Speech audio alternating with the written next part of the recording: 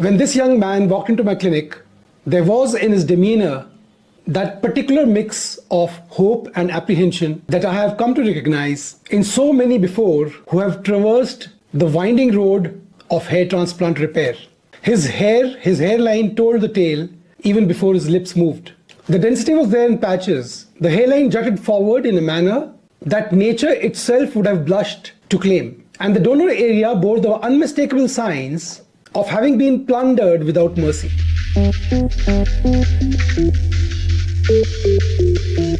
And this was not just a case of overharvesting. It was, as the old saying goes, killing the goose that lays golden eggs.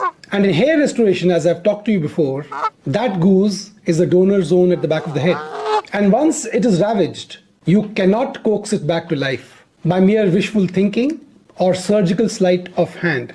What had happened was not just an issue of philosophy. The technician who did the procedure had apparently decided that this man's donor was an inexhaustible mine to be dug at will, forgetting or rather ignoring that the golden ratio of preservation is one follicular unit extracted for every 5 preserved. And this is not a mere suggestion. It is the mathematical underpinning of sustainable donor management. Breach it and you invite the enemy through your gates. Gates that you yourself have flung wide open. In this patient's case, the enemy arrived in the form of confluent scarring, the kind that blurs the once orderly landscape of follicular units in the donor area into a barren stretch of pale, shiny skin. The harvesting was concentrated to a point of aggression, stripping the region like locusts stripping a field, leaving behind not resilience but ruin. And to add to this miscalculation, the hairline had been brought forward into a long, unending arc coupled with complete lack of temple points. And that further gave away the transplanted look. The dreaded topi effect. A natural hairline breathes. It ebbs and it flows, recedes slightly at the temples, respects the geometry of age and of face. But here it was as if someone had taken a ruler and a thick pen, drawn a bold border across the forehead and declared, "There, it's done." The cruel irony was that despite this extravagant consumption of grafts from the precious donor, the large central and crown baldness went unaddressed. Imagine emptying your bank account for a lavish down payment only to realize that the new home you just bought is missing a roof. When scalp resources are squandered early, like in this case, the inevitable fallback, what you have to rely upon, is the beard zone, particularly from the shadow area of the beard that is below the jawline, upper neck. Beard grafts can be a valuable adjunct, as I've mentioned in this video, when used judiciously. They bring robust caliber and density where it's needed, but more often than not, they are merely the spice, not the main ingredient. Because too much of beard hair, since they're coarse, their characteristics are not the same as scalp donor, will make the planted hair look weird once they grow out. But in this case, they became the crutch. Besides scalp grafts harvested from areas flanking the previously depleted scalp donor in an attempt to salvage coverage, what the patient is here for. So my task was cut out for me. It was twofold: to repair and to preserve.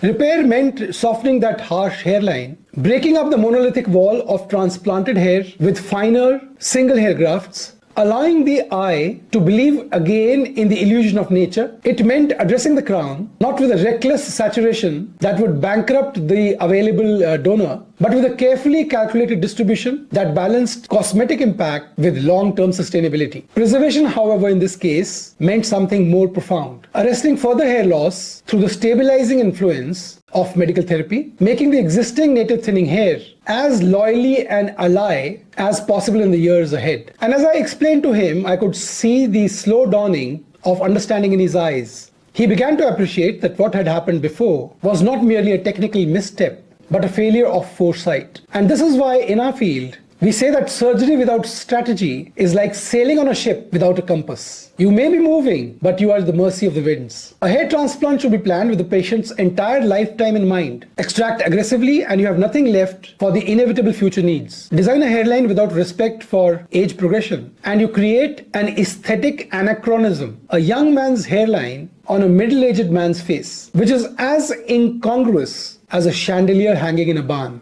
And when the procedure day arrived, every movement was deliberate as usual. Single follicular units were placed with meticulous angulation to mimic nature and to mimic the vole in the crown area and feathering of the hairline. But this could not be done to my entire satisfaction because the prime goal in this case was coverage, and I thought, let me do whatever I can in this stage and I'll come back to it later when we have more grafts at hand. The crown was filled with a distribution that favored coverage over density, because in the crown, an illusion of fullness can only be achieved through strategic spread, not sheer graft count, when graft numbers are at a premium. Beard grafts were integrated into the large mid-scalp bald area to bolster density, where scalp hair alone would not suffice. Their coarser caliber tempered by careful blending. The donor, such as it remained, was treated with the reverence one reserves for a finite resource. An extraction was dispersed, with no two adjacent follicles sacrificed. The way a prudent forester harvests trees selectively so that the forest remains a forest and doesn't become a clearing. At the close of the day, the numbers might have seemed modest to an outsider used to the more is more school of thought in hair transplant. But in hair transplantation, quality always outruns quantity, and how you place the grafts, how you create the illusion in the long race. So the conversation about donor preservation cannot be overemphasized. Too often patients arrive seduced by the promise of a head full of hair in a single session, using merely scalp grafts, unaware that a donor is like a trust fund. You can withdraw from it, but you cannot replenish it. Once depleted, it is gone forever. This is why I counsel every patient not to think in terms of 1 year, but 20. We opt for the DHX method, not merely as a technical tool, but as a philosophy in action, a technique with a heart and a soul. DHX is as much about restraint as it is about skill. It is about using each graft as though it were a pearl in a necklace, not a grain of rice in a sack. It enshrines donor preservation as a cardinal virtue, recognizing that hair transplant is a marathon, not a sprint. It also integrates medical stabilization into the surgical journey, ensuring that what is restored today is not undermined by progressive hair loss tomorrow, because you just cannot beat genetics through merely a hair transplant technique. My DHX method, by integrating careful donor use with ongoing medical therapy, essentially buys time, delaying further visible loss and keeping the restoration looking harmonious for as long as possible. 6 months after his repair, his crown has taken on its new coverage, his mid-scalp is full, his temples have matured, his hairline is somewhat corrected but needs further touch-ups now that his first objective of coverage is fulfilled. Now that he's come for his final session, I will be concentrating on softening the hairline further so that it matures into something the eye accepts without question. And after 6 months from now, he will forget the unease he felt when he walked into my clinic the first time 6 months ago. And that is why with my DHX technique, I have been giving long-term sustainable results for a long time, and you can watch them there. If there is one lesson I would like every aspiring hair transplant surgeon to take from this case, it is this: restraint is not the enemy of results, it is their guardian. The donor is not a query that is to be mined until empty, but a living asset to be tended to and respected. For the patient's trust, once broken by poor planning, is hard to win back for the entire community. So have a nice day. If you haven't subscribed, please do. I think I deserve it. God bless you.